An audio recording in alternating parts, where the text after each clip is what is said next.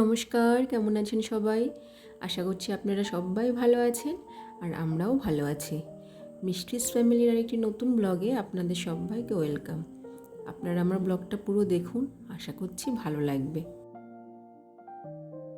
অনেক সকালেই ঘুম থেকে উঠেছি, ওঠার পরে ফ্রেশ হয়ে ঠাকুর প্রণাম করে এখন প্রতিদিনের যে কাজকর্মগুলো থাকে সেগুলো করতে শুরু করে দিয়েছি। বিছানাটা সেট করতে এসে দেখলাম যে বেড কভারটা একটু নোংরা হয়েছে। 3-4 দিন আগে এই বেড কভারটা পেতেছিলাম। ঘরে বাচ্চা থাকলে দেখবেন বেড কভারগুলো না খুব তাড়াতাড়ি নোংরা হয়ে যায়। ডেলিটা যদি ডেলি চেঞ্জ করতে পারা যায় সেটা তো খুবই ভালো, কিন্তু সেটা তো হয় না। ওই জন্য চেষ্টা করি 3-4 দিন পর পর বেড কভারটা চেঞ্জ করে দিতে। তা অন্য একটা বেড কভার এখন ভালো করে বিছিয়ে দেবো আর বিছানাটা না ভালো করে একটু সেট করে দেবো। ঘরের বিছানাটা যদি দেখবে সুন্দর করে পরিপাটি করে গোছানো থাকে তাহলে ঘরটাও দেখতে খুব সুন্দর লাগে। ছেলেকে কিছুক্ষণ আগে ঘুম থেকে তুলে ফ্রেশ করিয়ে দিয়েছিলাম। এখন আমার জন্য একটু চা করে নিয়েছি। আজকে খাবো একটু লিকার চা আর সাথে 2টো বিস্কুট। আর ছেলের জন্য নিয়ে নিয়েছি ওর সকালের যে টিফিনটাও খায়। কদিন ধরে না দুধ চা খাচ্ছিলাম, তো দেখছি কি একটু একটু অ্যাসিডিটির প্রবলেম হচ্ছে। তা ভাবলাম যে না, অ্যাসিডিটি যখন হচ্ছে তাহলে দুধ চাটা আর খাবো না, ওই জন্য আজকে লিকার চাটা বানিয়েছিলাম। এখন বাজে সকাল 9টা মতো। অনেকটা সকালে ঘুম থেকে উঠেছি তো। ঘুম থেকে তাড়াতাড়ি ওঠার একটাই ফায়দা যে খুব তাড়াতাড়ি না সংসারের কাজগুলো গুছিয়ে নেওয়া যায়। আর ঘুম থেকে যদি লেট করে উঠি তাহলে এই কাজগুলো করতে করতে অনেকটা সময় কেটে যেত। কিন্তু সংসারে তো অনেক কাজ, বাচ্চার কাজ, সংসার ঘর গোছানোর কাজ, রান্নার কাজ, সমস্ত কিছু। আর এগুলো যদি সময়ের মধ্যে শেষ করতে চাই আর তারপরে নিজের জন্য তো কিছুটা সময় চাই না। আর এত গরম, ওই জন্য বেলা বাড়ার আগে আগেই না যতটা পারে কাজ গুছিয়ে নেওয়া যায়, তাহলে দেখবে আমাদের কষ্টটাও কম হয়। তো ওদিকে কিছুটা কাজ সেরে এসে এখন পাশের রুমে চলে এসেছি।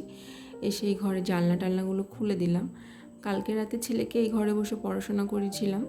তো দেখো বইগুলো কালকে না ও আর গুছিয়ে রাখেনি, আর আমিও না ভুলে গেছিলাম, এই ঘরে আর আসা হয়নি। তাই ভাবলাম যে এখন এই বইগুলো ভালো করে গুছিয়ে রেখে দিই, না হলে না এইভাবেই ছড়ানো থাকবে বিছানার উপরে। আসলে অনেক কাজের মাঝে না মাঝে মধ্যে ভুলে যায় যে এই কাজটা পড়ে আছে বা কিছু। তারপরে যখন সেগুলো নজরে পড়ে তখন আবার করে দেওয়ার চেষ্টা করি। তো মোটামুটি আমার উপরের রুমের সমস্ত কাজকর্ম করা হয়ে গেছে। এখন চলে এসেছি কিচেনে। আজকে সকালে জলখাবার খাবো রুটি আর ডিম ভাজা। সব দিন খাই না, এক একদিন এক এক রকম জলখাবার খাই। মোটামুটি রান্না বান্না সবই পারি, কিন্তু আজ পর্যন্ত না চেষ্টা করেও রুটিটা গোল বানাতে শিখলাম না। অনেক চেষ্টা করেছি জানেন তো শেখার, কিন্তু যদি কখনো একটা রুটি গোল হচ্ছে তো পরেরটা আবার দেখছি তেড়ে বেঁকে যাচ্ছে। তো যাই হোক, কী করব, এটা আর হলো না। দেখা যাক ভবিষ্যতে কোনো দিন এটা ঠিকঠাক করতে পারি কি না। তো এখন ব্রেকফাস্টটা করে নেব। তারপর ভাত বসিয়ে দিয়েছি দুপুরের জন্য, আর ছেলের জন্য একটু ডিম সেদ্ধ বসিয়ে দিয়েছি। আর আজকে দুপুরের রান্নার জন্য যা যা হবে সেটা এখন রেডি করে নেব। আজকে না রান্নার চাপটা একটু কম, কেননা সব দিন না বেশি আইটেম রান্না করতে ভালো লাগে না, গরমে ভীষণ কষ্ট হয়। আর প্রতিদিন না বেশি তেল মশলা খাওয়াও ঠিক না। কোনো দিন যদি রিচ খাই তাহলে পরের দিন চেষ্টা করি যে একটু হালকা পাতলা কিছু খাওয়ার। তো আজকে রান্না হয়েছিল বাটা মাছ। বাটা মাছগুলো না খুব বড় বড় ছিল, আর প্রত্যেকটা বাটা মাছের পেটের ভেতরে অনেকটা করে ডিম ছিল। আর বাটা মাছ আমার ভীষণ পছন্দের একটা মাছ। বাটা মাছ খুব মিষ্টি মাছ, আর আমার ভীষণ ভীষণ পছন্দ, কিন্তু কাঁটাটা একটু বেশি এই মাছটায়।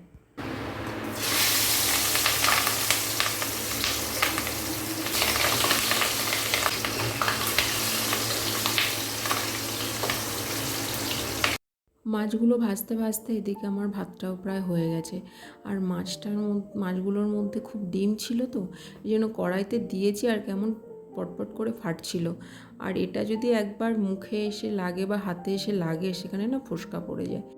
আমার সাথে এরকম যে কতবার হয়েছে যে মাছ ভাজতে গিয়ে বা রান্না করতে গিয়ে, যেমন যে ভাতের মার গালছি হাতের মধ্যে পড়ে গেল, নতুন নতুন খুব হতো এগুলো। কিন্তু সেই ফোসকা পড়া, জ্বলে যাওয়া হাত নিয়েই রান্নার কাজ করতে হয়েছে। নিজের সাংসারিক জীবনে এটুকু বুঝতে পেরে গেছি যে ধৈর্য আর সহ্য শক্তি না থাকলে সাংসারিক জীবন কোনোদিনও সুখের হবে না। আর মেয়েদের তো অনেক সহ্য করতে হয়, সেটা প্রতি পদে পদেই বুঝতে পারি। ছেলের জন্য যে ডিম সেদ্ধটা করেছিলাম সেটা এখন 2 পিস করে তার উপর সামান্য বিট নুন ছড়িয়ে ওকে দিয়ে দেবো খাওয়ার জন্য। আর এখন আস্তে আস্তে মাছগুলো সব ভেজে নেব।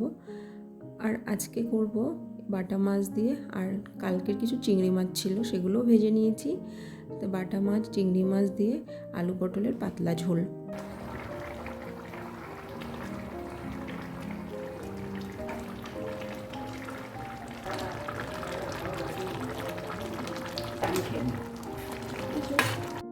তো ভাত আর মাছের ঝোল তো হয়ে গেছে, আর কোনো তরকারি না আজকে আর করিনি।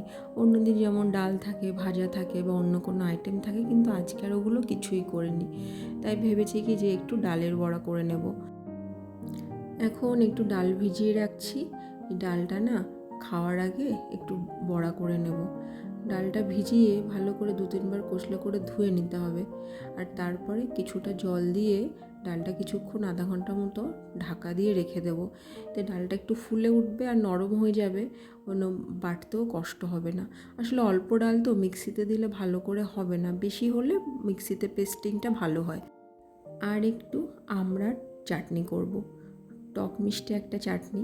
আমার শ্বশুরমশাই না চাটনি ভীষণ পছন্দ, ওনার প্রতিদিন খাবারের পাতে চাটনি দিতে হবে। আর এই যে চাটনিটা করে রাখলাম, এটা দিয়ে ওনার প্রায় 2-3 দিন হয়ে যাবে। ফ্রিজে রেখে দেব আর ওনাকে বের করে করে দেব। মানে ওনাকে দেওয়ার আগে একটু গরম করে নিই। আর চাটনি না রান্না করে প্রায় 1 সপ্তাহ মতো রাখা যায়, কিচ্ছু হয় না। অবশ্যই সেটা ফ্রিজে রাখতে হবে। আজকে রান্নার চাপটা একটু কম ছিল। আসলে এত গরম, প্রতিদিন ইচ্ছা করে না যে অনেকটা টাইম রান্নাঘরে কাটাতে, কিন্তু খেতে হলেও তো রান্না করতেই হবে, তাই না? কিছু করার নেই। তো এখন রান্নাঘরের কাজকর্ম মোটামুটি হয়ে গেছে, টুকটাক কাজ যা ছিল সেগুলোও করে নিলাম। এখন গ্যাস ওভেনটা ভালো করে মুছে নেব, তারপরে আর আপাতত রান্নাঘরে কোনো কাজ আর করব না। আমি না মাঝে মধ্যে এখন ভাবি যে আমি বাপের বাড়িতে কিছুই করতাম না, আর এখন দেখো তো কীভাবে সমস্ত কিছু এই গরমের মধ্যে কষ্ট হচ্ছে তাও করে যাচ্ছি, সে সকাল থেকে লেগে আছি। যেই মেয়েটা একদিন সামান্য ডিম ভাজতে পারতো না, সত্যি আমি বাপের বাড়িতে কিছুই করতাম না, মা করতেও দিত না, মা সব ম্যানেজ করে নিত। আর সেই মেয়েটা এখন রান্না বান্না সংসার সমস্ত কিছু কি সুন্দর গুছিয়ে করে নিচ্ছি না। আসলে বলে না, ওই যে কথাটা বললাম যে ধৈর্য আর সহ্য শক্তি একটা মেয়ের মধ্যে না, বলে ওটা সহজাত প্রবৃত্তি। মেয়েটার জন্মগতভাবেই না ওটা নিয়ে আসে, আর সেটার আছে বলেই মেয়েরা এত সুন্দর করে গুছিয়ে সংসার করতে পারে। যাই হোক, তারপরে রান্নাঘর থেকে এসে ছেলেকে স্নান টান করে দেওয়ার পর আমার বেডরুমে দেখলাম একটু ঝুল জমেছিল, তা সেটাই পরিষ্কার করে নিলাম। আর তারপরে যেহেতু আজকে সমস্ত কিছু তাড়াতাড়ি হয়ে গেছে, রান্নার চাপ কম ছিল, তাই ভাবলাম স্নানের আগে একটু বেসিনটা ভালো করে পরিষ্কার করে নিই। সপ্তাহে একদিন বেসিন, বাথরুম, টয়লেট সমস্ত কিছু পরিষ্কার করি। এতে কি হয়, খুব বেশি নোংরা হয় না, আর পরিষ্কার করতেও কষ্ট হয় না।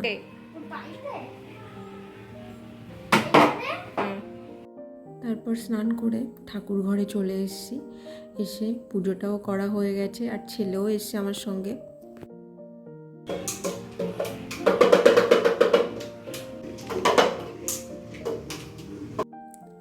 খাওয়ার আগে ডালের বড়াগুলো করে নিয়েছিলাম, তা এখন লাঞ্চ করতে বসেছি। বাটা মাছের ঝোল, আলু পটল দিয়ে, আর ডালের বড়া, আর কাঁচা লঙ্কা। আর ছেলেকে না বাটা মাছ দিনই খুব কাটা, তো ও খেতে পারবে না, আর বাটা মাছ বেছে খাওয়ানো ছোট ছোট কাটা খুব কষ্টের।